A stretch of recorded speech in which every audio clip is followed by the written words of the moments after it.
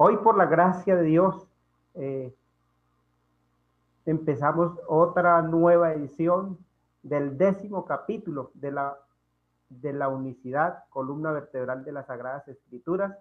Qué bendición poder terminar con victoria y también los reportes. Ha sido de gran bendición para nuestros hermanos de la Iglesia Pentecostal Unida de Colombia y también para nuestros amigos. Son buenas las noticias porque eso es lo que trae la palabra del Señor. Buenas noticias. Hoy, por la gracia del Señor, seguimos transmitiendo lo que el Señor nos ha mandado a hacer. La unicidad, columna vertebral de las Sagradas Escrituras, con su lema: aprende pues hoy y reflexiona en tu corazón que Jehová es arriba en el cielo, abajo en la tierra y no hay más. O sea que es un honor poder seguir trabajando para la gloria del Señor. También bienvenido a mi hermano Julio César. Gracias por también continuar con este proyecto tan hermoso que nos ha permitido el Señor realizar. De gracias le damos a Él.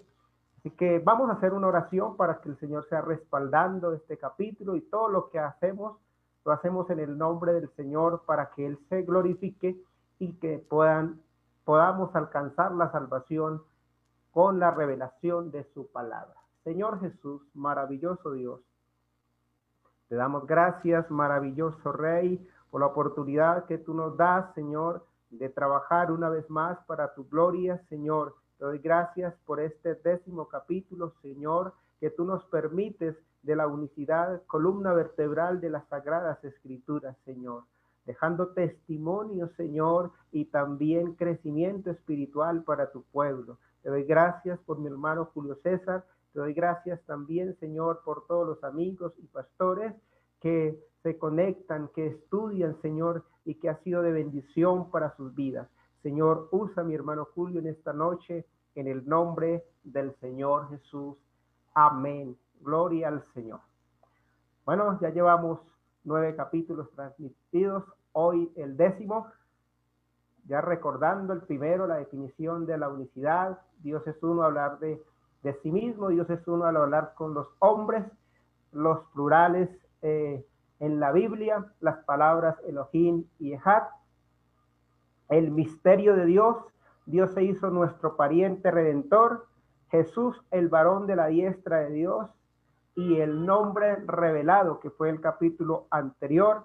Qué hermoso capítulo. Este capítulo nos quedó claro que Jesús es el nombre sobre todo nombre, que su nombre representa su presencia, su poder y su carácter. Eso es lo que representa su nombre. Y también miramos los nombres compuestos. También miramos el cumplimiento de su promesa, Isaías 52:6, porque él mismo que estaría presente, el mismo que habló estaría presente, y también nos revelaría su nombre, porque el pueblo sabría su nombre, él mismo estaría presente. Gloria al nombre del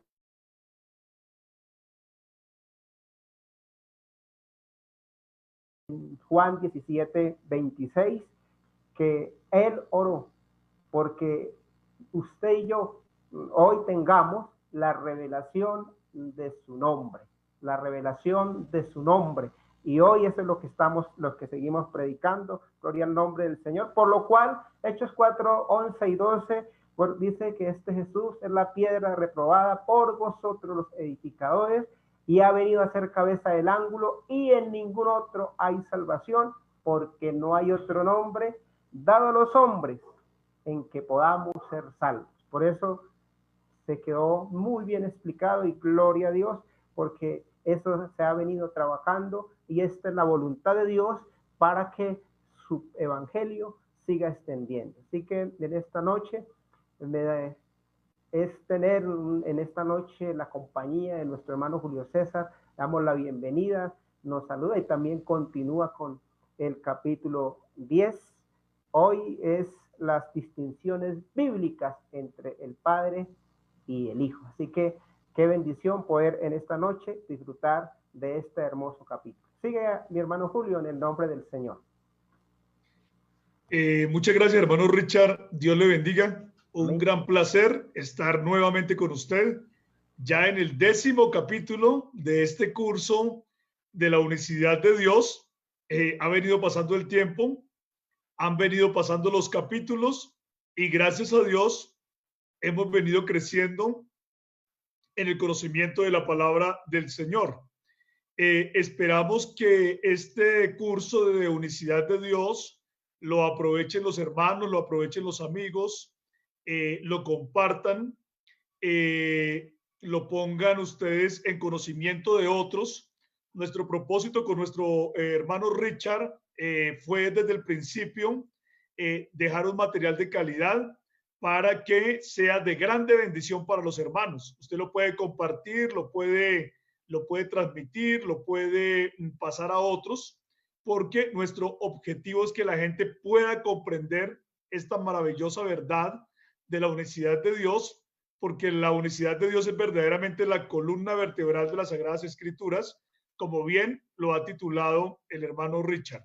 Entonces, hoy, con la ayuda de Dios, vamos a entrar en el 10º capítulo. Ya solamente nos están restando 2 capítulos, pero hoy vamos a tener un tema muy interesante, como todos los que hemos tenido, pero este tema de hoy es un tema muy bueno, en el sentido de que nos va a ayudar a aclarar muchas dudas y va a ayudar a los amigos de otras doctrinas a entender las verdaderas distinciones bíblicas entre el Padre y el Hijo. Vamos entonces a compartir en nuestra pantalla y vamos a, en este momento, a entrar en materia. Permítanme, miremos que hiciste eso muy bien. Vamos a mirar eso. Hermano Richard, ¿está bien ahí todo para arrancar? Amén. Bueno, gloria al nombre del Señor Jesús. Vamos a mirar entonces este tema, las distinciones bíblicas entre el Padre y el Hijo. Qué grande bendición poder estar en este 10º capítulo de la unicidad de Dios en 12 capítulos. La unicidad de Dios, columna vertebral de las Sagradas Escrituras. En el capítulo número 1, cuando nosotros estábamos hablando o estábamos introduciendo el tema de lo que es la unicidad de Dios, hablamos acerca de por qué la Biblia llama a Dios el Padre. Vamos a repasar rápidamente, porque para poder entrar en materia sobre las distinciones bíblicas entre el Padre y el Hijo, pues tenemos que tener bien claro el concepto de Padre aplicado a Dios y el concepto de Hijo también aplicado a Dios. Aunque lo habíamos explicado en el primer capítulo, lo vamos a repetir aquí, lo vamos a explicar rápido, porque ya en el primer capítulo se explicó en más detalle. Pero lo cierto es que la palabra de Dios, cuando llama a Dios el Padre, lo está llamando así en razón a que Dios tiene una relación paternal con nosotros, que somos sus hijos. Es decir, cuando nosotros llamamos a Dios Padre, lo que nosotros estamos haciendo es reconocer que nosotros somos hijos de Dios. Eso es lo que estamos haciendo. Entonces, por eso le llamamos a Él Padre, mostrando que hay una relación familiar entre Él y nosotros. Hebreos 12:9 dice que así como tuvimos, también tenemos a nuestro Padre espiritual, ¿sí? Y también la Escritura dice que nosotros no hemos sido engendrados de carne y sangre y de voluntad de un varón, sino de la voluntad de Dios. Es decir, nosotros hemos vuelto a nacer y en el nuevo nacimiento hemos sido engendrados por Dios de una manera espiritual. La Biblia también llama a Dios Padre en el sentido de que Dios es nuestro creador o nuestro originador. El padre de algo, el que ha dado origen a algo, se llama el padre de ese algo. Y pues bien, ya que Dios ha dado origen a todo lo que existe, por eso es que a Dios se le llama el Padre. Tenemos versículos como Deuteronomio 32:6, Malaquías 2:10 e Isaías 64:8. ¿No tenemos todos un mismo Padre? ¿No nos ha creado un mismo Dios? Dice esta porción de la Escritura. Sí, o sea que a Dios se le está llamando Padre porque Él es el creador o el originador de todas las cosas. A Dios también se le llama Padre porque Él es nuestro sustentador y también porque Él es nuestro cuidador. Así como un padre de familia es el que cuida y sustenta su casa, De la misma manera, Dios es llamado el Padre porque Él nos cuida y nos sustenta a todos nosotros. Recordemos esa oración del Padre nuestro que dice, danos hoy nuestro pan de cada día. Ahí a Dios se le está llamando Padre nuestro y a Dios se le está pidiendo el sustento, el alimento. Entonces, a Dios se le llama el Padre debido a que Dios tiene una relación paternal con nosotros, debido a que Dios es nuestro creador o nuestro originador, debido a que Él es nuestro sustentador y debido a que Él es nuestro cuidador. ¿Por qué a Dios se le llama el Hijo?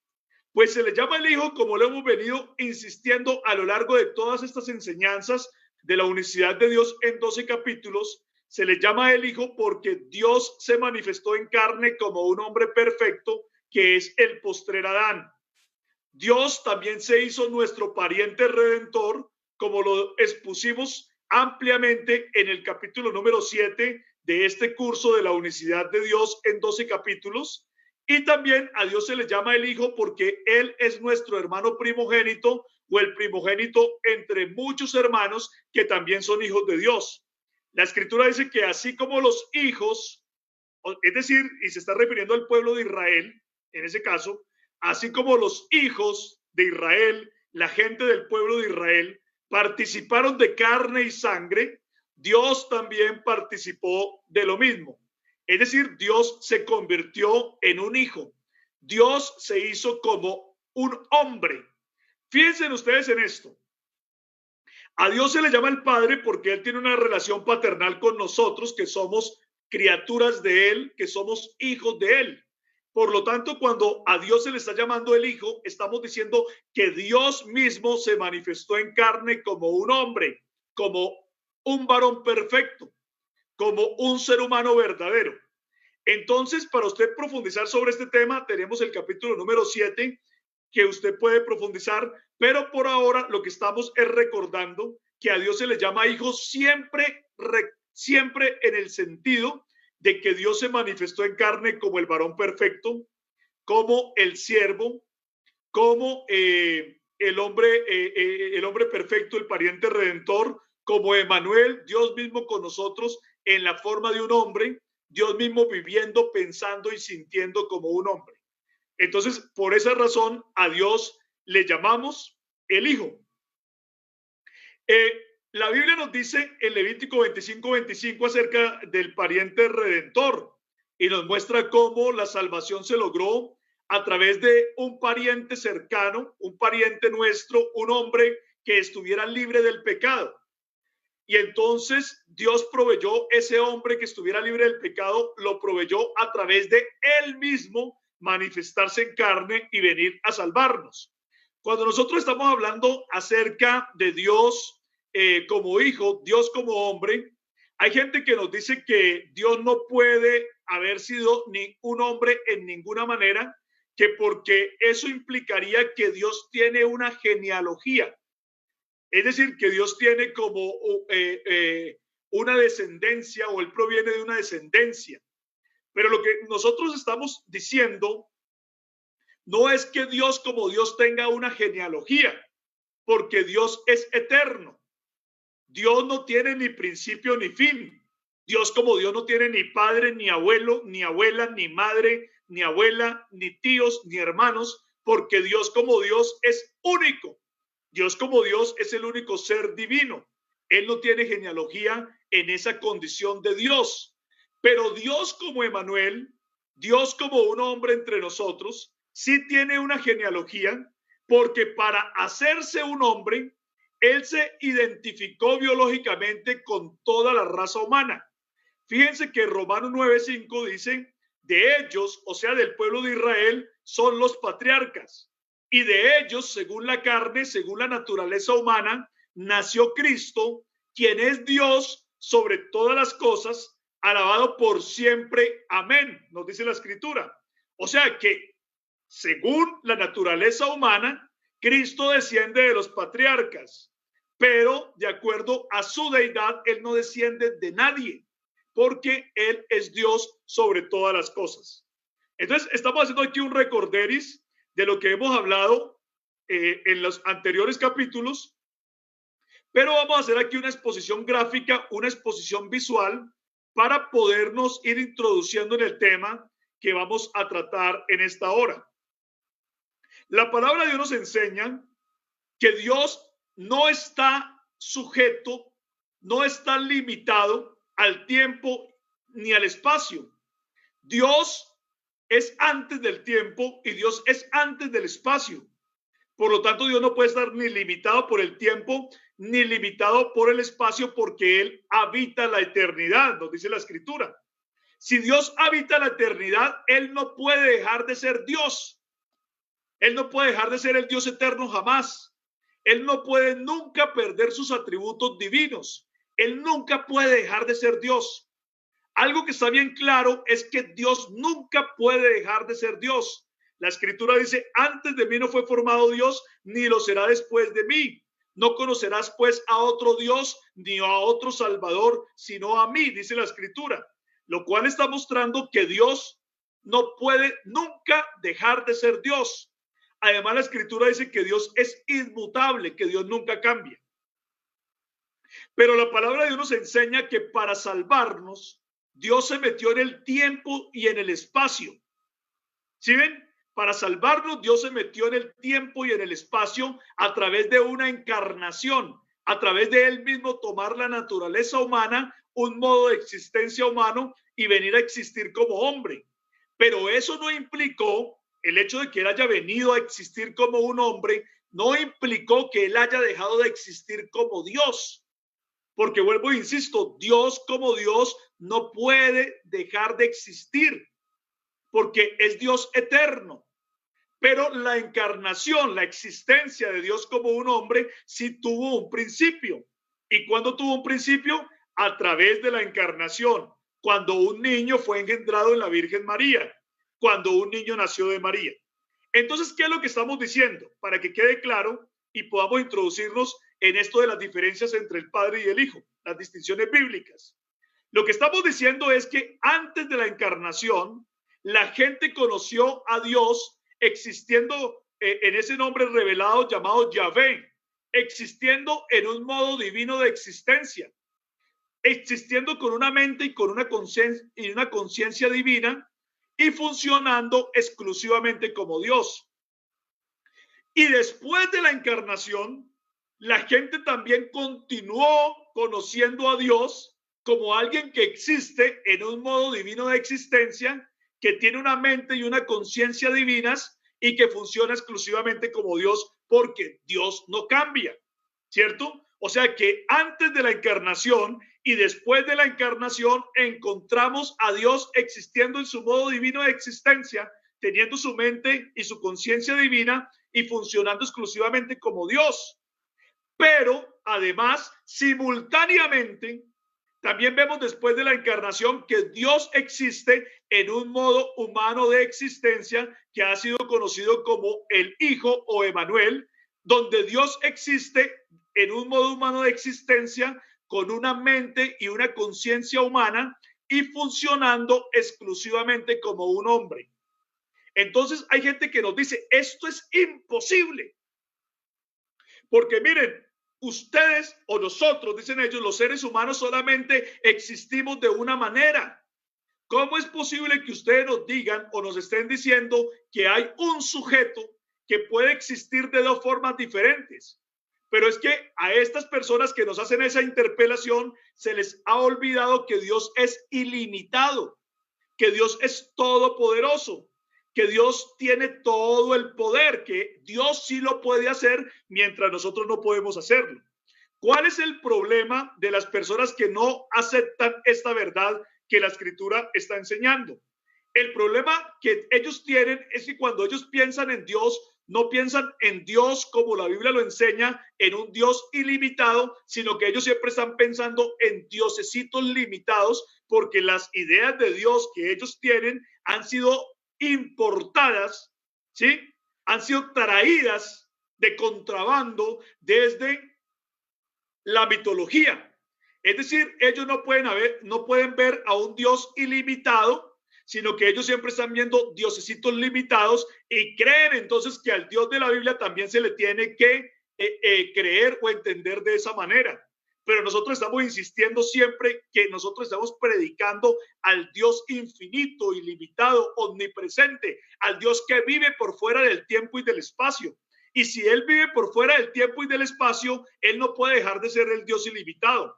Pero cuando Él vino, ¿sí?, al mundo a salvarnos, Él vino en una forma en la cual Él mismo se sometió al tiempo y al espacio por razón de una naturaleza humana que Él asumió. Es decir, nosotros vemos que a través de la encarnación Dios existe simultáneamente de dos maneras diferentes. Él existe como el Padre, y cuando estamos hablando del Padre estamos hablando de Dios existiendo en su modo divino, ¿cierto? Y cuando estamos hablando de Dios como el Hijo, estamos hablando de Dios existiendo en un modo humano de manera simultánea. Dios lo puede hacer de manera simultánea. Fíjense ustedes en esto. Dios podría en este mismo momento estar con nosotros, aquí conmigo, hablando sobre un asunto, explicándome un asunto, hablando conmigo y explicándome un asunto, y podría estar simultáneamente allá en Bogotá, donde se encuentra el hermano Richard, hablando con él y explicándole otro asunto. ¿Eso implicaría que Dios es más de uno? No, eso no implicaría que Dios es más de uno. Eso implicaría que Dios tiene unas cualidades asombrosas, ¿cierto?, que no podemos tener nosotros los seres humanos, pero Él sí las puede tener. Y de hecho Dios se manifiesta y hace su obra de diversas maneras en diferentes lugares del mundo a la vez. Y eso no implica que entonces hayan 2 dioses, 3 dioses, 4 o 5 o 6 o más, porque Dios es infinito e ilimitado. Eso es imposible para usted y para mí, porque nosotros solamente podemos hacer una cosa a la vez, ¿cierto? Nosotros como seres humanos solamente podemos estar aquí en una conversación y no en otra, en otro lugar del mundo, pero Dios sí lo puede hacer. De manera que la escritura nos muestra que no es imposible para Dios haber seguido existiendo como el Dios que lo llena todo, como el Padre que lo llena todo, como el Padre ilimitado, como el Espíritu ilimitado, mientras Él también venía a la tierra como un hombre. Entonces, hay gente que dice, tiene que haber 2 sujetos ahí, porque es imposible que esté en el cielo y que esté en la tierra a la vez. Bueno, ¿por qué va a ser imposible para Dios estar en el cielo y en la tierra a la vez? ¿Cuál es la imposibilidad para Dios? Ninguna, a menos de que nosotros estemos pensando en Dios en los términos de la mitología. Y entonces, si usted está pensando en Dios en los términos de la mitología, pues los dioses mitológicos sí no tienen esas capacidades, pero el Dios de la escritura sí lo tiene. El Dios verdadero, el que creó el mundo, el que creó todas las cosas, sí lo puede hacer. Vamos entonces aquí a continuar y vamos a mirar entonces las distinciones bíblicas entre el Padre y el Hijo. ¿Por qué vamos a hablar acerca de las distinciones bíblicas entre el Padre y el Hijo? Porque es que hay gente que cree que cuando nos muestran las distinciones bíblicas entre el Padre, cuando nos muestran que el Hijo es distinto al Padre, que entonces ya están refutando la unicidad de Dios. Pero las distinciones bíblicas entre el Padre y el Hijo, en vez de refutar a la unicidad, lo que le dan es todo el respaldo a la doctrina de la unicidad. Precisamente y justamente, una de las grandes enseñanzas de la unicidad de Dios es que el Padre y el Hijo son distintos. ¿Sí? El Padre y el Hijo son distintos, pero ojo, escuchen bien. No estamos hablando de 2 personas divinas distintas. De eso no estamos hablando nosotros, porque la Biblia habla de un solo Dios. La Biblia habla de un solo individuo divino, de un solo sujeto divino, de una sola persona divina. Habla la Escritura. La Escritura no está hablando de 2 personas divinas ni de nada de eso. La Escritura está hablando de un solo Dios que se manifestó en carne.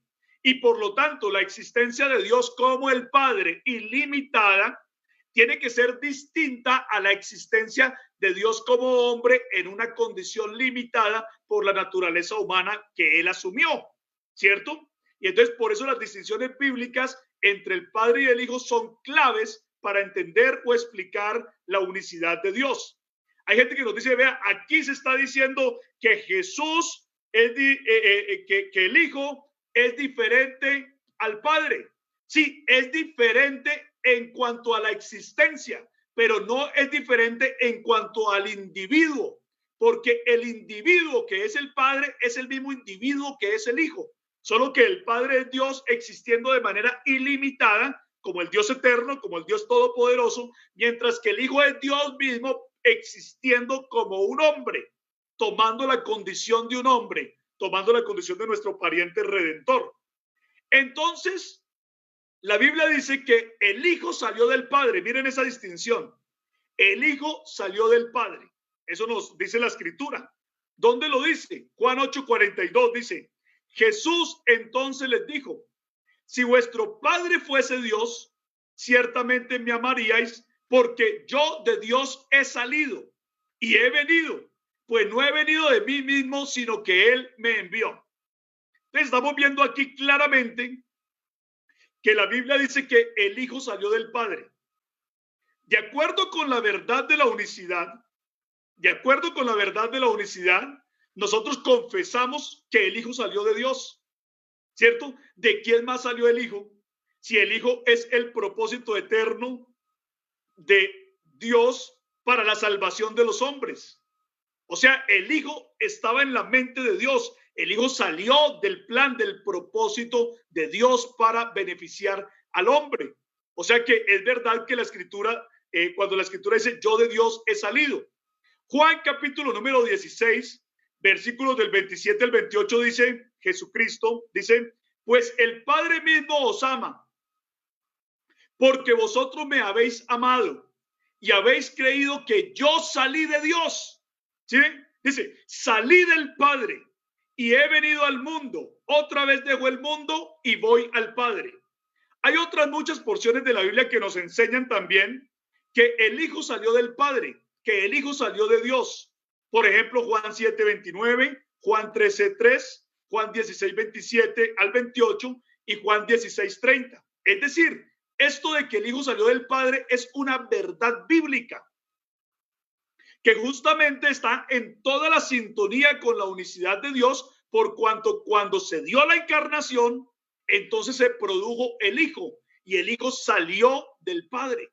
Para que hubiera un ser humano verdadero, Dios se tuvo que manifestar en carne. Es decir, el Hijo no había existido siempre, ni existió por siempre, sino que el Hijo salió del Padre en el momento de la encarnación. Fíjense ustedes esta escritura que muchos citan, donde aparentemente creen que con decir que el Hijo salió del Padre, aparentemente creen que están refutando la unicidad. Y eso ocurre porque la gente muchas veces no entiende ni siquiera lo que es la unicidad de Dios. No saben lo que es la unicidad de Dios y entonces piensan que al citar esta distinción entre el Padre y el Hijo que están refutando la unicidad, cuando lo que estas distinciones hacen es darle un respaldo completo a la unicidad de Dios. Pero en cambio, estas escrituras se vuelven un problema, por ejemplo, para la herejía de la Trinidad. Porque si se puede leer ahí en la palabra de Dios que dice que el Hijo salió del Padre, entonces eso destruye por completo la enseñanza del Hijo eterno. ¿Qué nos han dicho los trinitarios? Que hay un Hijo eterno, ¿cierto? Y si es eterno no tenía que haber salido de nadie, porque salir implica ¿qué? Un principio. Y si el Hijo tuvo un principio en el Padre, entonces destruyó la doctrina del Hijo eterno. O sea que al mencionar que el Hijo salió del Padre, en vez de estarle haciendo un daño a la unicidad, la está respaldando, pero en cambio esa enseñanza de que el Hijo salió del Padre sí destruye la enseñanza trinitaria del Hijo eterno. ¿Sí se dan cuenta ustedes? O sea que vemos nosotros que las distinciones bíblicas entre el Padre y el Hijo se explican por la encarnación, ¿sí? No porque, como algunas personas dicen, se explica porque son personas divinas y distintas. No, porque la Biblia no habla de ninguna personas divinas y distintas. La Biblia jamás habla de personas divinas. La Biblia habla de un solo Dios, de un solo individuo divino, de un solo sujeto divino, no de personas divinas. Entonces, el Hijo salió del Padre implica que el Hijo tuvo un principio cuando se dio la encarnación. En ese momento existió el Hijo, ¿cierto? Cuando un niño fue engendrado en María. Y Jesucristo lo dice claramente, dice, yo salí de Dios y yo salí del Padre. Y eso está en completa sintonía con la verdad de la unicidad de Dios. Ahora, la Biblia también nos dice que el Hijo nació, pero el Padre es eterno. Precisamente se habla del Padre eterno en Isaías 9:6, que implica eternidad, que usted no tiene ni principio ni fin, ¿cierto? Que usted no está sometido al tiempo. Eso es lo que implica la eternidad. Precisamente el Padre es eterno porque Isaías 40:28 dice: no has sabido, no has oído que el Dios eterno es Jehová, el cual creó los confines de la tierra, no desfallece ni se fatiga con cansancio, y su entendimiento no hay quien lo alcance. Otros muchos textos de la Escritura también dicen que Dios es eterno. Por ejemplo, Génesis 21:33 y Deuteronomio 33:27. Pero hablando acerca del Hijo, miren ustedes lo que dijo el Hijo. Dijo que él había nacido. Y si él nació, eso quiere decir que él no es eterno. El Hijo no es eterno. ¿Por qué el Hijo no es eterno? Porque el Hijo es Dios mismo viniendo a ser un hombre, Dios mismo manifestándose como un hombre, y esa manifestación de Dios como un hombre tuvo un principio. Por eso no puede haber Hijo eterno.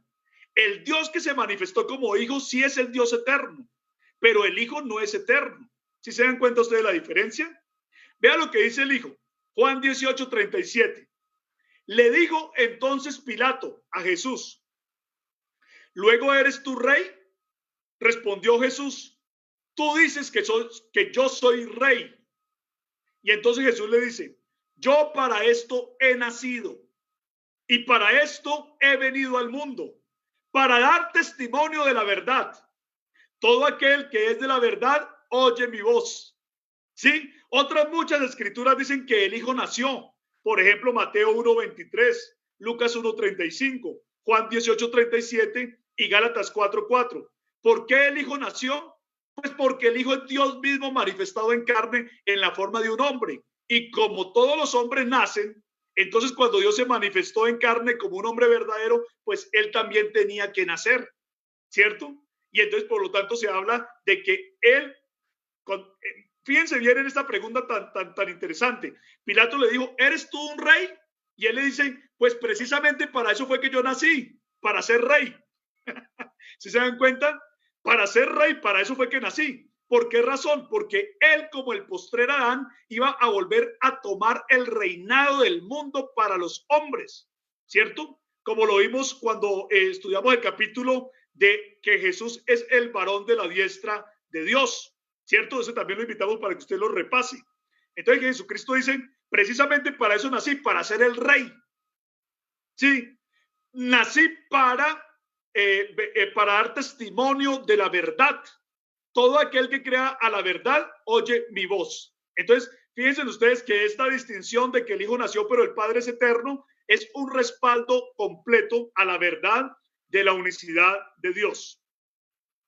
La Biblia dice también que el Hijo vive por el Padre. Miren ustedes esta diferencia tan hermosa. El Hijo vive por el Padre. Quiere decir que el Hijo no vive por una vida propia de él, sino porque el Padre le ha permitido tener vida. ¿Sí? Vea lo que dice Juan 6:57. Dice: como me envió el Padre viviente y yo vivo por el Padre, ¿sí? Yo vivo por el Padre. Asimismo, el que me come, él también vivirá por mí. O sea que el Hijo está diciendo que él vive por el Padre. Juan 5:26 está diciendo: porque como el Padre tiene vida en sí mismo, así también ha dado al Hijo el tener vida en sí mismo. Fíjense ustedes en esta cosa tan hermosa. El Padre ha permitido que exista el Hijo, que es él mismo manifestado en carne en la forma de un hombre. Por eso el Hijo dice: yo la vida que tengo la tengo por el Padre, porque si no hubiera sido por el Padre yo no hubiera podido vivir. ¿Sí se dan cuenta? Porque esa humanidad que Dios tomó para manifestarse en carne no podría vivir si no hubiera sido por la voluntad de Dios, que envió a esa humanidad a salvar al hombre, a él mismo manifestado en carne a salvar al hombre. Entonces, por eso dice: yo vivo por el Padre. Y también dice que el Padre le ha dado al Hijo tener una vida en sí mismo. Como el Padre tiene una vida divina, porque el Padre es el único que tiene la vida divina en sí mismo, así también ha dado al Hijo el tener una vida humana en sí mismo. porque el Hijo se está refiriendo siempre a la humanidad que Dios tomó para venir a salvarnos.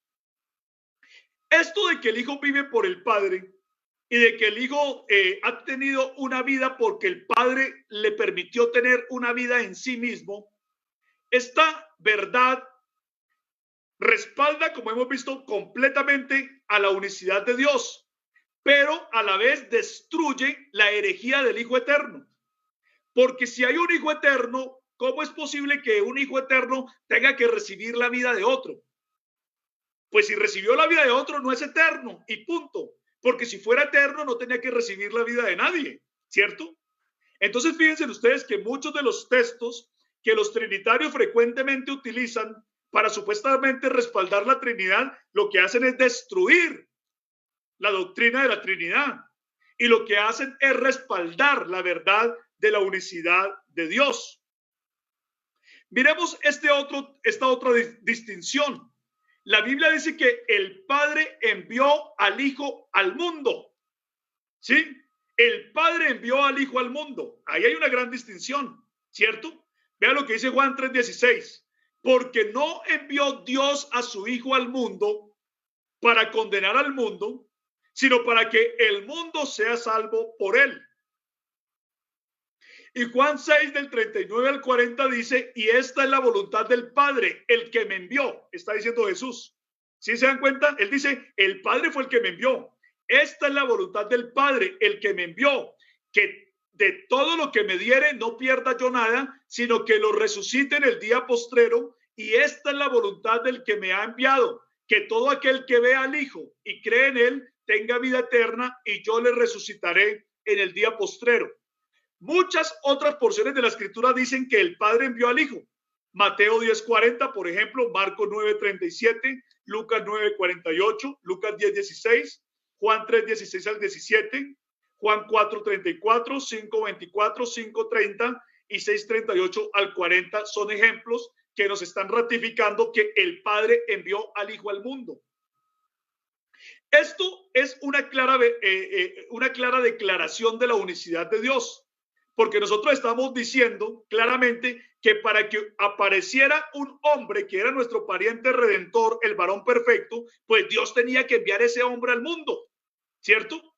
Pero también la Biblia nos dice que ese hombre que vino no era solamente un hombre, sino era el mismo Dios manifestado en carne. Entonces, esa distinción entre que el Padre envía al Hijo al mundo es un respaldo total para la unicidad de Dios. ¿Sí? Es un respaldo total para la unicidad de Dios.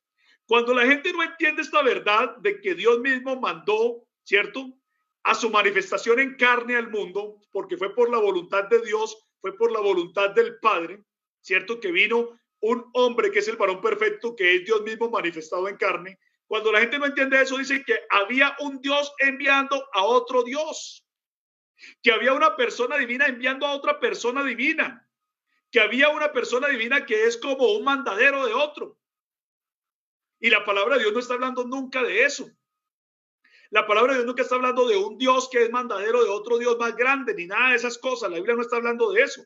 La Biblia está hablando es que Dios envió a su Hijo al mundo, es decir, Dios, él mismo vino a salvarnos en la forma de un hombre. Vino en la forma de un varón perfecto. Y eso es lo que nos está enseñando aquí claramente la verdad de que Dios envió el Hijo al mundo. La Escritura también dice que el Hijo no es solo. El Hijo dijo que él no es solo. ¿Sí? En Juan 8:16, Jesucristo dijo así, dijo, empezando el capítulo 8, dijo, yo soy la luz del mundo. Yo soy la luz del mundo. El que me sigue no andará en tinieblas, sino que tendrá la luz de la vida. ¿Cierto? Entonces la gente le dijo, tú das testimonio acerca de ti mismo. Tu testimonio no es verdadero. ¿Por qué la gente le dijo eso? Porque en el pueblo de Israel, para que un testimonio fuera verdadero o se tomara como verdadero, se necesitaban 2 o 3 testigos. ¿Cierto? Así dice la Biblia. Entonces, cuando él dijo, yo soy la luz del mundo, ¿y quién era el que estaba hablando? Pues el hombre Cristo Jesús. ¿A quiénes estaban viendo ellos? A un muchacho de 33 años confesando que él era la luz del mundo. Sí, O sea, aparece un muchacho de 33 años y dice, yo soy la luz del mundo. Y ellos dicen, uy, ¿cómo hace usted un muchacho dando esas declaraciones?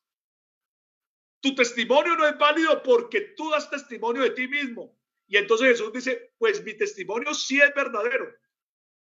Por una razón, vean, ustedes están juzgando según la carne. ¿Sí? Jesús les dice así, ustedes juzgan según la carne.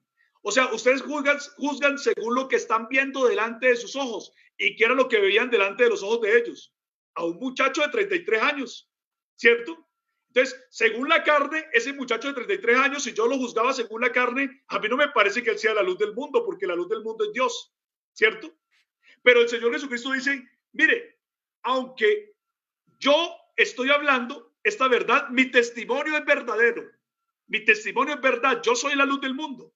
Pero si ustedes quieren un testimonio doble, sepan que no soy yo solo, sino yo y el que me envió, el Padre. Es decir, Jesucristo estaba diciendo que él daba un testimonio doble, tanto como hijo como padre, o como padre, de que él es la luz del mundo. ¿Sí?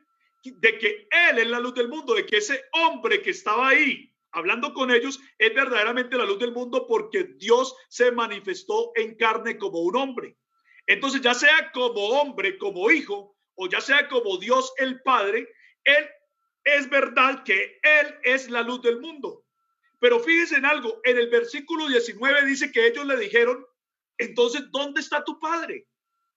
Porque tú estás diciendo que tú no estás solo, que el Padre está con, que el Padre también da testimonio. Entonces le dijeron, pues entonces díganos dónde está el Padre para ver si su testimonio es doble o no. Entonces Jesucristo respondió así, dijo, ni a mí me conocéis, ni a mi Padre. Si a mí me conocieseis, también a mi Padre conoceríais. ¿Sí se dan cuenta ustedes? O sea, Jesucristo mismo se está confesando como el Padre y también como el Hijo. Porque Jesucristo en su condición de hombre es el Hijo, ¿cierto? En su condición de hombre es el Hijo. En su condición de Dios manifestado en carne es el Hijo. Pero Jesucristo, en su condición de Dios ilimitado por fuera de la encarnación, Él es el Padre. Por eso dice, si ustedes me conocieran a mí, también a mi Padre conocerían. Hay gente que dice, no, lo que pasa es que Jesús era tan parecido al papá de él, que eso era como ver a dos gemelos. Como ver a dos gemelos. Cuando usted ve a Jesús es como ver al gemelo, el Padre es como un gemelo. Pero cosa curiosa, son gemelos cuando les conviene y cuando no les conviene no son gemelos. Porque hemos visto los cuadros trinitarios donde muestran que el hijo es un muchacho mientras que el padre es un viejito. Entonces, ¿cómo puede ser gemelo un muchacho con un viejito? No pueden ser gemelos, ¿cierto? No pueden ser gemelos. O sea, son gemelos cuando les conviene y cuando no les conviene ya no son gemelos. Pero más que decir que son gemelos, la verdad es que la palabra de Dios está diciendo que Jesucristo es el mismo Padre. Fíjense ustedes en algo. Yo puedo ser muy parecido a mi papá. Imagínense que mi papá es lo más parecido a mí, yo lo más parecido a mi padre. Pero ¿será que yo les puedo decir a ustedes, si ustedes me conocen a mí, también conocen a mi papá? Así mi papá sea lo más parecido a mí. Nunca, nunca. Porque conocer a una persona no es conocer a otra persona. ¿Cierto? Si ellos estaban conociendo a Cristo y Cristo dice, si ustedes me conocen a mí es porque también conocen a mi Padre, es porque Jesucristo es el mismo y único Dios manifestado en carne. Esa es la gran verdad que nos enseña la Escritura.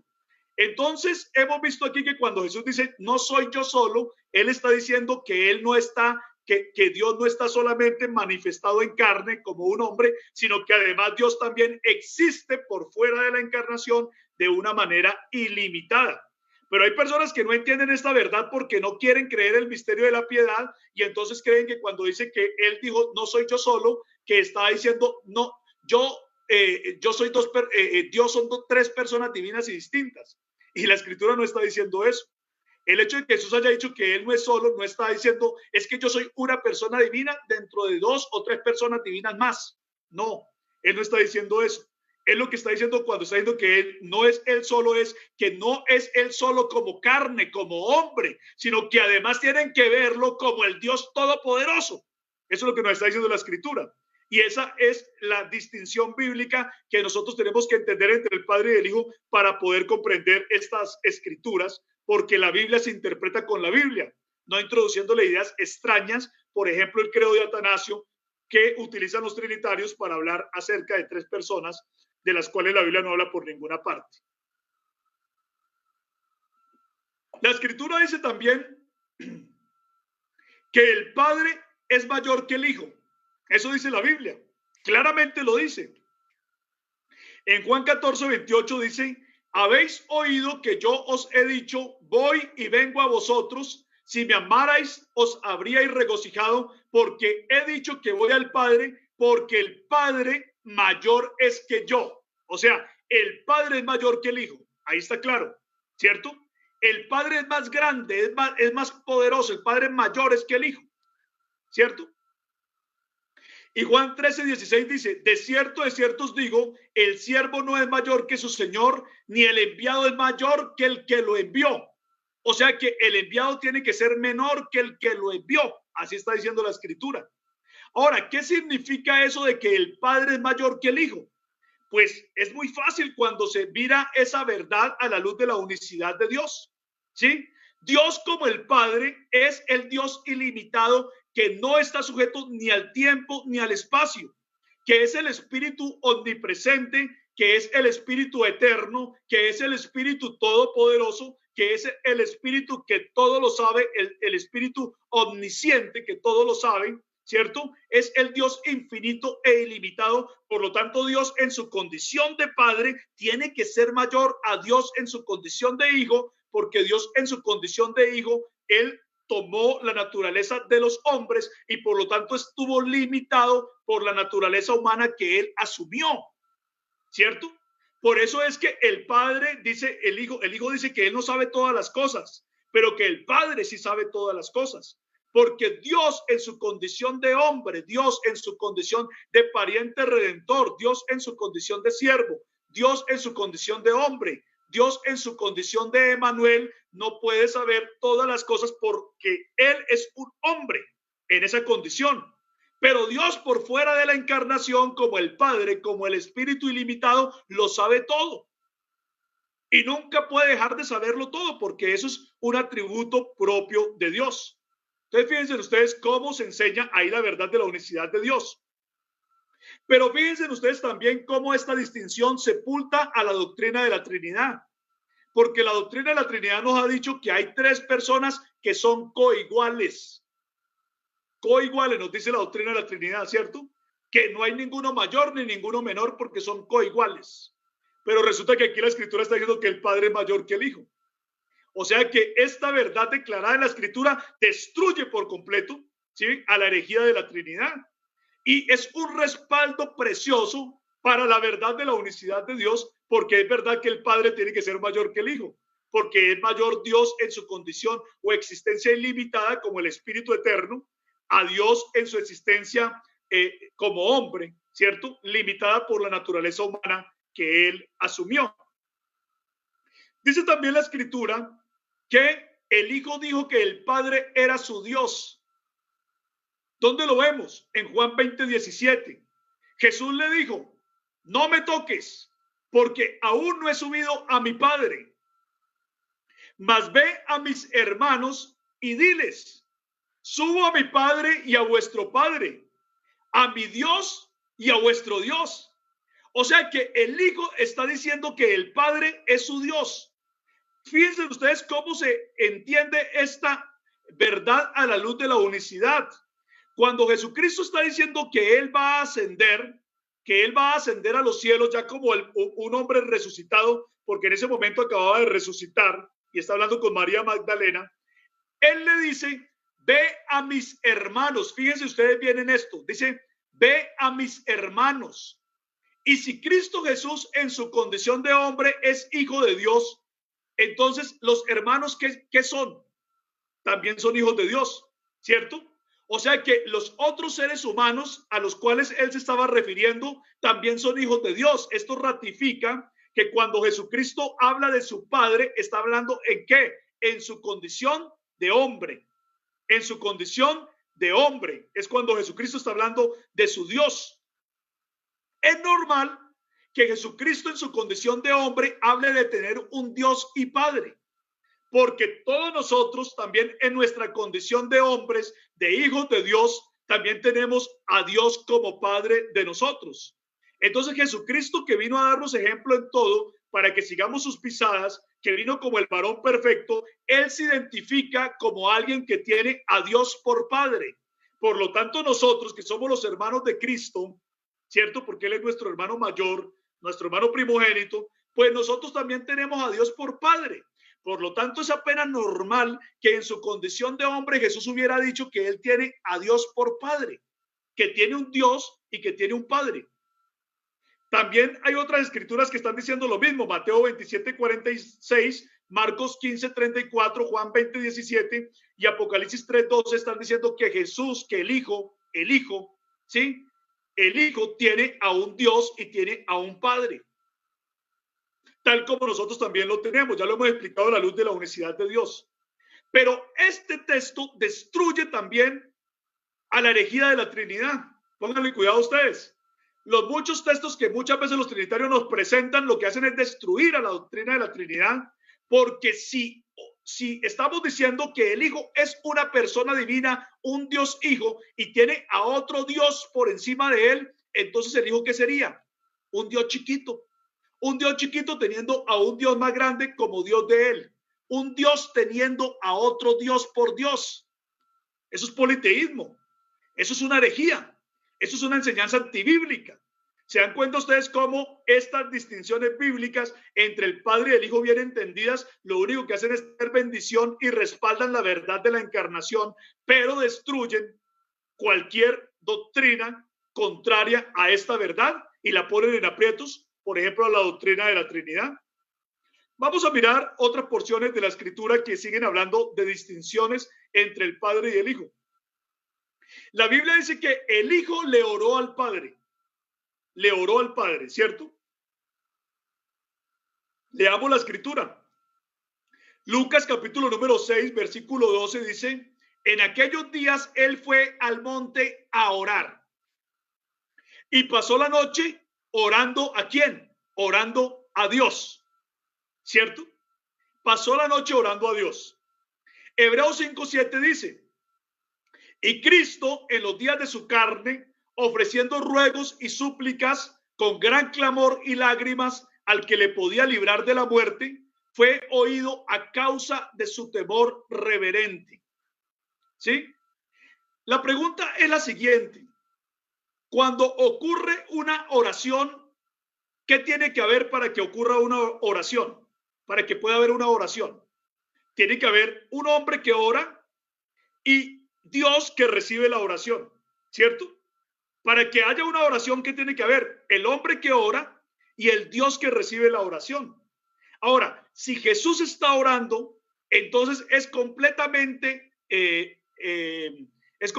entendible que él ore porque él era un hombre. Aunque era Dios mismo manifestado en la condición de un hombre, era un hombre. Y el Salmo 65:2 dice, tú oyes la oración, a ti vendrá toda carne, dice la Escritura. Muchas porciones nos muestran a Jesús en su condición de hijo orando. Quizá la porción más famosa de las oraciones de Jesús es Juan capítulo número 17. Pero todas las oraciones se explican porque Dios se manifestó en carne como un hombre. ¿Sí ven? Entonces hay gente que dice, o sea que lo que ustedes están diciendo es que el Hijo se oró a sí mismo. Nosotros no estamos diciendo que el Hijo se haya orado a él mismo como hijo. No estamos diciendo eso. Porque nosotros entendemos bien la distinción entre el Padre y el Hijo. El Hijo es Dios viviendo la vida de un hombre, ¿cierto? O sea que viviendo la vida de un hombre era solamente que orar, no recibir las oraciones, sino solamente podía orar desde esa condición de hombre que había asumido. Pero como padre, ¿cierto? Sí puede recibir las oraciones, porque precisamente nosotros oramos ¿a quién? A nuestro Dios y Padre, porque Dios como Padre puede recibir las oraciones en su condición de espíritu ilimitado. Entonces nosotros no estamos diciendo que el Hijo se oró a sí mismo como hijo, sino que el Hijo se oró a sí mismo, pero como Padre, en su condición de Padre. porque el que oraba, ¿quién era? Era Dios en su forma de hombre, y el que recibía las oraciones era ¿quién? Dios en su forma de padre, en su condición de padre. Entonces, si usted quiere decir que el Hijo se oró a sí mismo y lo entiende desde la verdad de que Dios se manifestó en carne, pues no hay problema. Lo que no aceptamos nosotros es que se diga que como hombre se oraba a sí mismo como hombre. Eso no lo aceptamos. Ni tampoco estamos diciendo que como padre oraba, porque como padre no tiene por qué orar. Los dioses no, Dios no tiene por qué orar. Dios no tiene por qué orar, ¿cierto? Entonces, la verdad de las oraciones se explica desde la encarnación. Ahora, cuando alguien objeta esto y dice que no puede ser así, que no puede ser explicado desde la verdad de que Dios se manifestó en carne y las oraciones de Cristo, entonces, ¿qué les queda? Les queda un Dios orando a otro Dios. Y eso es un problema de politeísmo. Un Dios chiquito orándole a un Dios más grande. Un Dios que tiene que orar. Y si un Dios tiene que orar, ¿qué clase de Dios es ese Dios? Pues entonces es un Dios limitado, un pobre Dios que no puede hacer nada. Es un Dios que no es el Dios verdadero. Habría un Dios orándole a otro Dios y eso sería politeísmo, absolutamente politeísmo. Pero hay un asunto más. Fíjense ustedes en esto. A muchos trinitarios les parece ridículo, ¿cierto? Les parece ridículo porque no entienden o no quieren entender la verdad de que Dios mismo vino a salvar. Y entonces les parece ridículo que Dios estuviera haciendo la función de hijo, de varón perfecto, orando y estando en el cielo como el Padre recibiendo la oración. Y dicen que eso les parece ridículo porque eso es un ser orándole así a él mismo. Pero resulta que los trinitarios nos dicen una cosa a nosotros, nos dicen que la Trinidad es un solo ser, ¿cierto? Eso nos dicen ellos a nosotros, que las tres personas son un solo ser, nos dicen, un solo Dios. Y si el Hijo entonces es parte de ese único ser, entonces los trinitarios, ¿qué nos están diciendo? Que la Trinidad se oró a sí misma. Eso es lo que nos están diciendo. ¿Sí? A ellos les parece ridículo que nosotros estemos diciendo que Dios en su condición de hombre oró a Dios en su condición de padre, que porque eso es un individuo orándose a sí mismo, pero ellos también nos están diciendo a nosotros que la Trinidad se oró a sí mismo. Porque entonces una parte de la Trinidad le oraba a otra parte de la Trinidad. ¿Cierto? Sería una ridiculez por completo. Y si algunos nos dicen que no es eso lo que ellos quieren decir, entonces lo que ellos están mostrando claramente es una idea politeísta de un Dios más pequeño orándole a un Dios más grande. Pero la verdad es que las oraciones se explican satisfactoriamente porque Dios tomó la condición de un hombre, Dios tomó la condición de un siervo, Dios tomó la condición de un varón perfecto y en esa condición de un varón perfecto venía a darnos ejemplo a nosotros para que nosotros también oráramos. Fíjense que Cristo cuando oró, como decía Padre, Padre, todas las veces que oraba, ¿cierto? Decía Padre. Ahora, ¿qué nos dijo él a nosotros que cómo teníamos que orar? Dijo, cuando ustedes oren, digan, Padre nuestro que estás en los cielos. O sea, que él oró diciendo Padre para que nosotros también aprendiéramos que nosotros debemos orar de la misma manera. Porque él como hijo en su condición de hombre es el primogénito entre muchos hermanos, es nuestro hermano mayor, es el pariente redentor, para que nosotros como hijos, como hermanos de él, hermanos más pequeños, sigamos sus pisadas, sigamos su ejemplo, sigamos lo que él nos enseñó. Si él oró diciendo Padre, nosotros también lo hacemos, nosotros también. Gloria al nombre del Señor Jesús. Vamos avanzando aquí, sigamos mirando otras distinciones entre el Padre y el Hijo rápidamente. La Biblia dice que el Hijo hizo la voluntad del Padre. Juan 6:38 dice, porque he descendido del cielo, no para hacer mi voluntad, sino la voluntad del que me envió. ¿Sí? O sea que el Hijo está hablando de que él no quiere hacer la voluntad humana de él, sino va a hacer la voluntad divina del Padre. ¿Y por qué el Hijo está hablando de esa manera? Fíjense, porque Él nos está enseñando a nosotros también, ¿sí ven? A nosotros también, a sus hermanos más pequeños, porque Él es el hermano mayor, el hermano primogénito, Él está enseñando a sus hermanos menores, les está enseñando que cuando nosotros también estemos atravesando las circunstancias de esta vida, nosotros no debemos hacer nuestra propia voluntad, sino la voluntad ¿de quién? De Dios. Debemos dejar que Dios haga su voluntad en nuestras vidas. A eso se refiere. ¿Sí ven? Él no vino para hacer su voluntad humana, sino para rendir su voluntad humana por completo a su voluntad divina, a la voluntad divina del Padre. Pero miren ustedes algo acá. Este punto es bien importante. Fíjense ustedes acá, este punto es bien importante. Hay gente que insiste, por ejemplo, los trinitarios, que este texto está hablando de dos voluntades divinas. Que el Hijo no vino para hacer la voluntad divina del Hijo, sino para hacer la voluntad divina del Padre. Están hablando de dos voluntades divinas. Ahora, si hay dos voluntades divinas que potencialmente se podrían contradecir, porque ojo con esto, dice, no para hacer tu voluntad, sino, no para hacer mi voluntad, sino la tuya. O sea, hay voluntades que potencialmente se podían contradecir, potencialmente pueden estar en choque. Entonces, ¿eso qué es? Eso es politeísmo. Porque está diciendo que un Dios tiene una voluntad y otro tiene otra voluntad. Eso no es la enseñanza de un solo Dios. Esa es la enseñanza de dos voluntades. Y si hay dos voluntades divinas, hay dos dioses. No puede ser de una manera diferente. Por lo tanto, cuando los trinitarios insisten en que aquí se está hablando de dos voluntades divinas, ellos están confesando claramente que son politeístas. Cualquier trinitario que crea en dos voluntades o en tres voluntades divinas está mostrando claramente que él es un politeísta que está enseñando que habían unos dioses que potencialmente se podían contradecir entre ellos mismos. Pero cuando lo entendemos a la luz de la verdad de la encarnación, ustedes se dan cuenta cómo es de fácil esta explicación.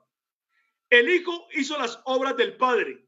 La Biblia dice, respondió entonces Jesús y les dijo, de cierto os digo, no puede el Hijo hacer nada por sí mismo, sino lo que ve hacer al Padre, porque todo lo que el Padre hace, también lo hace el Hijo igualmente.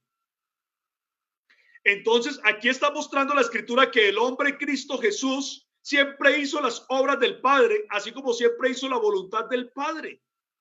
¿Sí? Y nos está mostrando que nosotros también, como hijos de Dios, también debemos hacer las obras de nuestro Padre. Sí, eso es lo que nos está mostrando la palabra del Señor. Pero mire, dice, el Hijo no puede hacer nada por sí mismo. Bueno, pero si el Hijo no es que acaso no es que es una persona divina, todopoderosa y eterna, ¿cómo era que no podía hacer nada por sí mismo? Ahora, ¿por qué el Hijo no podía hacer las obras de él mismo, las obras de Dios el Hijo? ¿Por qué tenía que hacer las obras de otro? Las obras del Padre. Si supuestamente era otra persona divina. Ahora, si es que hay tres personas divinas, entonces ¿por qué no hacía las obras del Espíritu? ¿Sí? O sea que estamos mostrando acá claramente que estas escrituras no tienen ningún sentido desde la doctrina de la Trinidad. No se pueden, lo único que hacen es refutar directamente a la doctrina de la Trinidad, pero son un respaldo completo a la unicidad de Dios. Porque el Hijo, que es Dios manifestado en carne, venía a hacer las obras del Padre para enseñarnos a nosotros también que nosotros también debemos hacer las obras de nuestro Padre. Gloria al nombre del Señor Jesús. El Hijo hace lo que le agrada al Padre. Todo esto tiene consonancia con lo que hemos venido hablando. Vean, dice Juan 8:29, porque el que me envió conmigo está.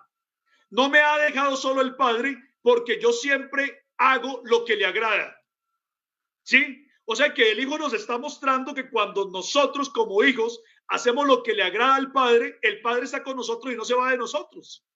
Él, como nuestro hermano mayor, como el primogénito entre muchos hermanos, le enseñó a sus hermanos menores, que somos nosotros, que si nosotros hacemos lo que siempre le agrada al Padre, el Padre no nos va a dejar solos. El Padre va a estar con nosotros. Por eso dice, porque el que me envió conmigo está. No me ha dejado solo el Padre, porque yo hago siempre lo que le agrada.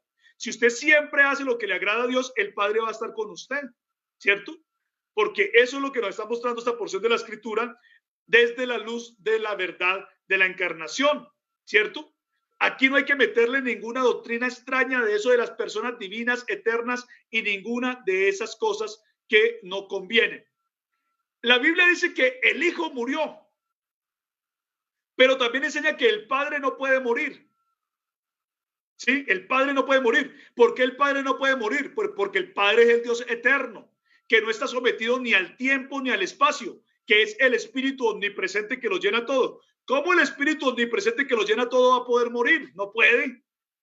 No puede. Alguien que no está sujeto al tiempo y al espacio no puede morir, ¿cierto? O sea que Dios como Padre, en su condición de Padre, no puede morir. Pero en la condición de hijo, en la condición de hombre, en la condición de siervo, en la condición de varón perfecto que él tomó para venir a salvarnos, él sí podía entregar su vida humana en rescate por muchos, ¿cierto?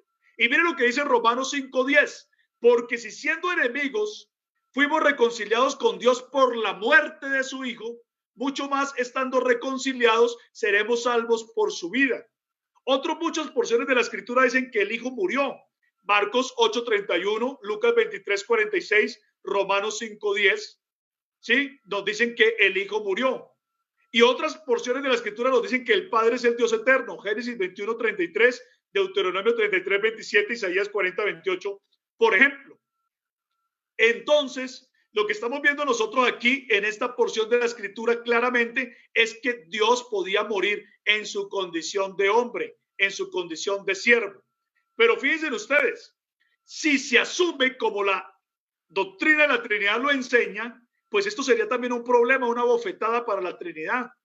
Porque si el Hijo murió y el Hijo no es la manifestación de Dios en carne como un hombre, sino un Dios Hijo, y el Dios Hijo murió, entonces ellos tienen a un Dios muerto.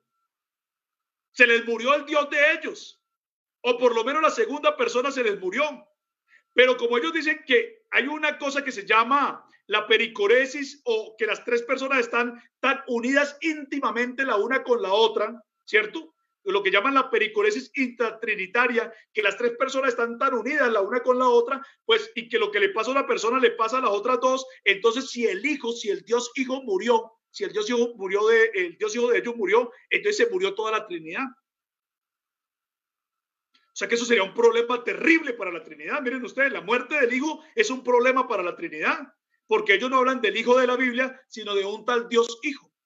Pero cuando nosotros entendemos que el Hijo se refiere a la manifestación de Dios en carne, la explicación de la muerte del Hijo es completamente entendible, porque Dios como Hijo de nuestro pariente redentor, el varón perfecto, nuestro hermano mayor, ¿cierto? El primogénito entre muchos hermanos, el pariente redentor que vino a poner su vida en rescate por muchos. Vamos terminando aquí. Dice, el Hijo recibió todo el poder del Padre. Todo el poder lo recibió del Padre. Mateo 28:18 dice, y Jesús se acercó y les habló diciendo, toda potestad me es dada en el cielo y en la tierra. Dice, yo recibí todo el poder en el cielo y en la tierra. ¿Por qué Jesús recibió todo el poder en el cielo y en la tierra? ¿Por qué? Porque Él es el postrer Adán.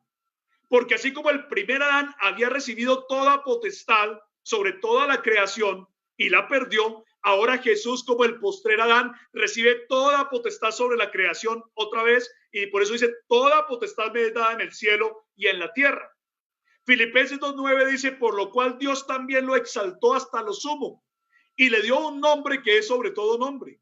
¿A quién exaltó Dios hasta lo sumo? Al hombre Cristo Jesús, ¿cierto? Al hombre Cristo Jesús, al postrer Adán, para que reinara sobre toda la creación que Dios había dado a los hombres. Para eso lo invitamos a que se vea el capítulo número 6, el misterio de Dios, donde se explica bien todo esto del plan de Dios, del primer Adán y del postrer Adán y todo esto.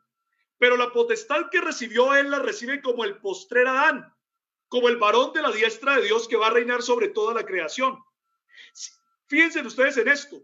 Si el Hijo fuera un Dios todopoderoso, que ya tenía todo el poder, ¿cómo es posible que él tuviera que estar recibiendo el poder de otros si ya lo tenía? ¿Sí? O sea que esto de que el Hijo recibe el poder del Padre es una bofetada contra la Trinidad y la destruye por completo. Acaba esa doctrina, ¿sí?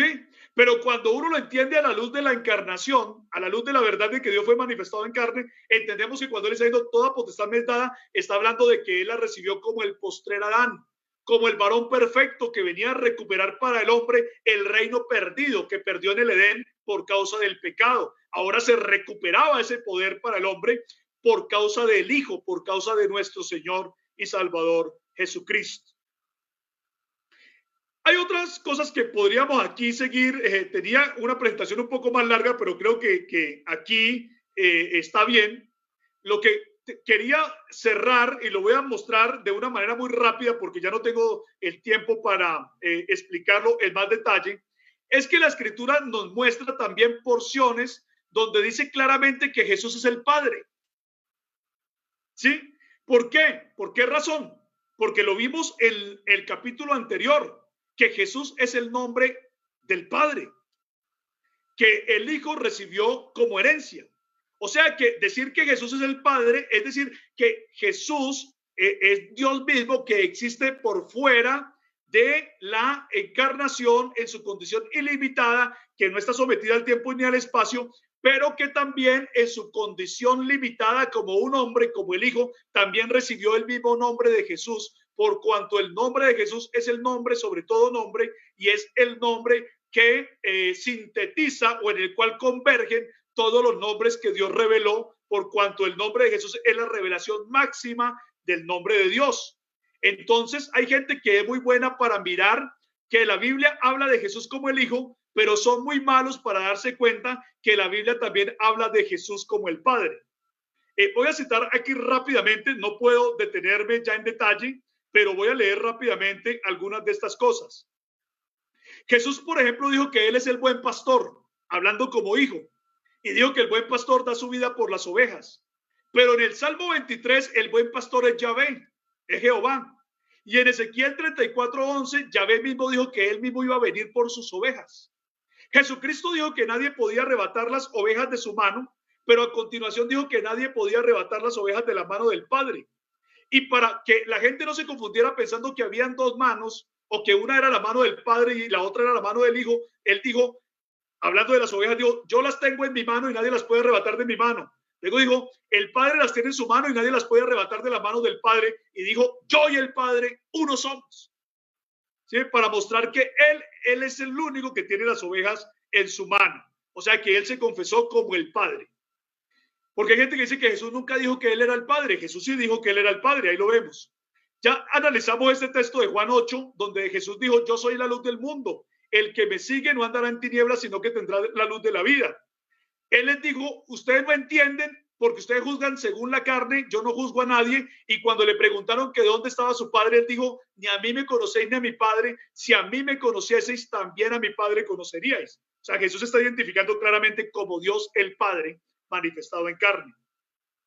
En Juan 8:24 ahí mismo le dijeron, usted no tiene ni siquiera 50 años y dice que ha visto a Abraham. Y él les dice, de cierto les digo que si no creéis que yo soy, en vuestros pecados moriréis. O sea, él sí podía haber visto a Abraham porque él es el yo soy, el Dios Padre. Jesús afirmó ser el Padre. Hay gente que dice que Jesús no lo afirmó. Jesús afirmó ser el Padre.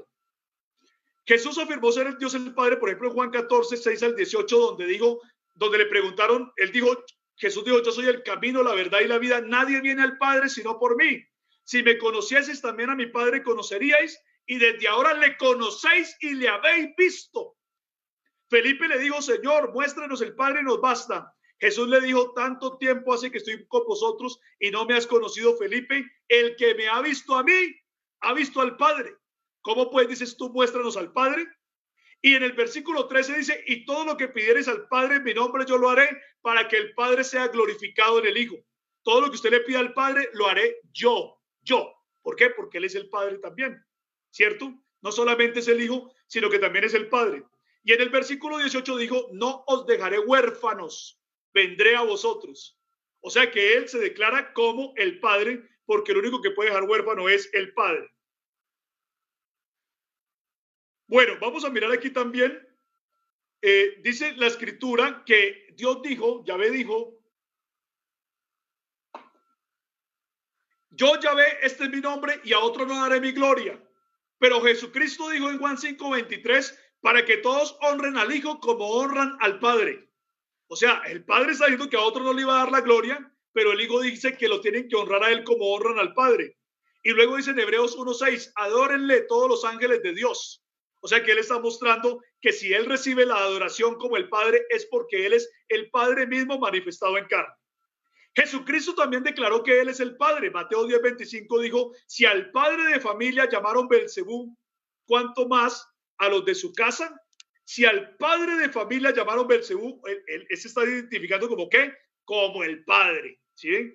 al padre de familia llamaron Belcebú, cuánto más a los de su casa, Mateo 10:25. Pablo también dijo que Jesús era el Padre, el apóstol Pablo. Alguien decía, si podemos ver siquiera a un apóstol que haya dicho que Jesús es el Padre, yo voy a creer. Y entonces se les muestran los textos y después dicen que no creen, porque hay gente rebelde. Pero miren aquí al apóstol Pablo confesando que Jesús es el Padre. Dice, por lo cual salid de en medio de ellos y apartados, dice el Señor, y está hablando de Jesús.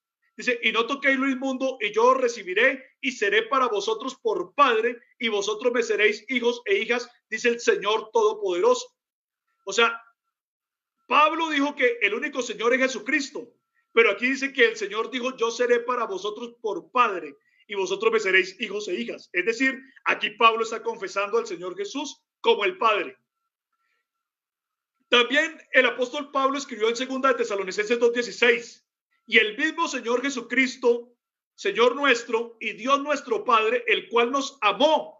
Fíjense ustedes aquí cómo está diciendo en esta porción de la escritura, está mencionando al Señor Jesucristo y Dios nuestro Padre, y no dice los cuales nos amaron, sino dice el cual nos amó, porque está hablando de uno solo. El Señor Jesucristo y Dios nuestro Padre es uno solo, ¿sí? Por eso dice el cual nos amó, no dice los cuales nos amaron.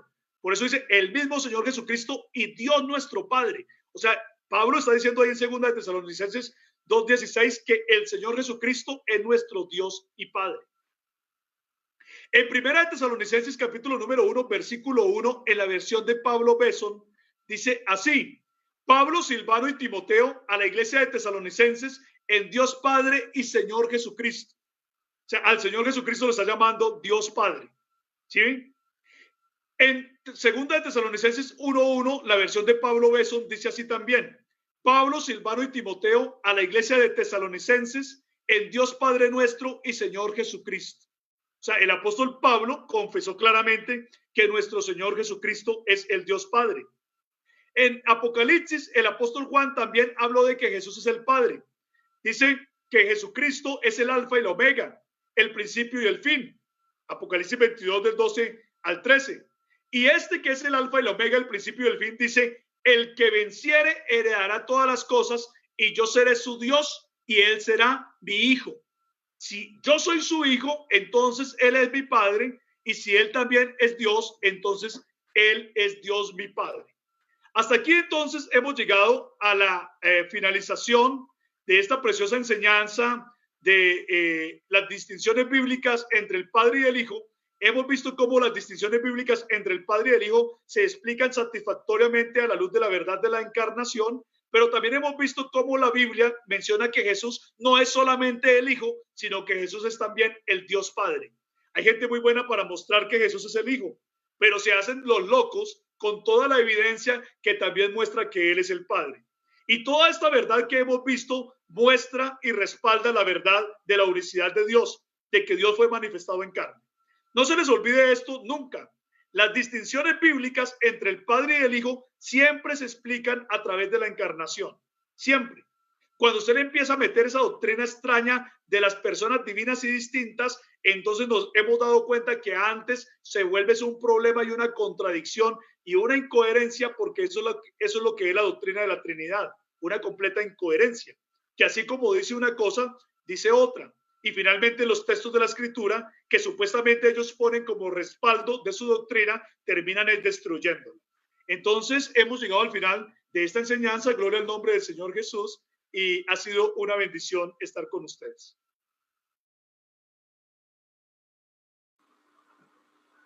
Gloria a Dios.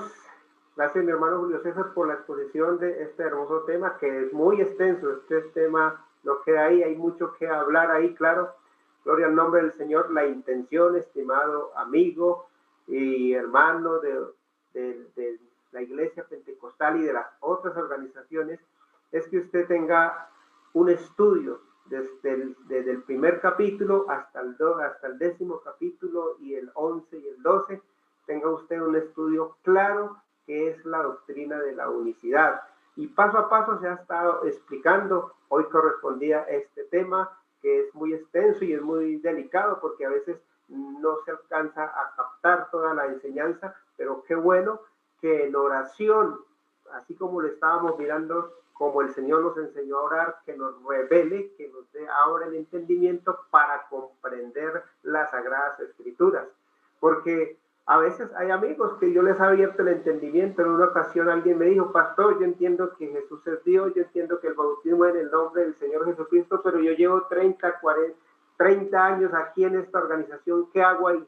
Le dije: la única manera es orando y ayunando para que usted pueda salir de allí. Porque él decía: no, yo no entiendo, pero ¿cómo lo hago? Entonces, qué bueno, estimado amigo y hermano, que aprendamos, que tenemos la revelación de su nombre, y también usted, estimado amigo, que está estudiando también, pida sabiduría al Señor y el Señor la dará en abundancia. Hermano Julio, despida en esta noche y hacemos una oración para finalizar. Amén, gloria al nombre del Señor Jesús. Ha sido para mí una grande bendición poder estar con ustedes a lo largo de estos 10 capítulos y haber llegado al final del capítulo número 10 de las distinciones bíblicas entre el Padre y el Hijo. Nos restan 2 enseñanzas más. Esperamos con la ayuda de Dios poder llevarlas a cabo y concluir este curso de la unicidad de Dios para el beneficio de todos nuestros oyentes. Es una grande bendición que usted pueda hacer el curso completo, y si usted hace el curso completo va a tener una muy buena idea de la verdad de la unicidad de Dios. Gloria al nombre del Señor Jesús. Estén pendientes, no se pierdan los 2 capítulos restantes que también van a ser de grande bendición para nuestras vidas. Dios les bendiga. Muchas gracias, mi hermano Julio. Dios me lo bendiga. Gracias por ese tiempo que saca para servirle al Señor de esta manera. Sé que es de gran bendición. Saludando a los hermanos del Ecuador, Estados Unidos, de diferentes lugares de los puntos cardinales de la tierra. Lo están trabajando también en esta hermosa y le han saludado a nuestro hermano Julio, han saludado a este programa. Primeramente la gloria y la honra sea para el Señor. Entonces ayúdenos a orar para que sigamos adelante con estos 2 capítulos restantes. Démosle gracias al Señor y que el Señor nos bendiga y les guarde. Señor Jesús, maravilloso Dios, te damos gracias en esta hora, Señor, por permitirnos terminar esta jornada. Te doy gracias por mi hermano Julio, Señor. Gracias, Señor, por el tiempo, Señor, por todo lo que hace, Señor, en pro de seguir predicando tu palabra. Gracias por cada uno de los amigos, hermanos, pastores que están, Señor, acompañándonos y los que van a escucharlo en diferido. Un saludo especial para ellos en el nombre del Señor, y que tú seas guardándoles, Señor Jesucristo, y tú seas revelando su palabra en el nombre de Jesús. Amén. Gloria al Señor. Que Dios les bendiga, el Señor les guarde. Hasta el próximo capítulo 11 en la unicidad, columna vertebral de las Sagradas Escrituras.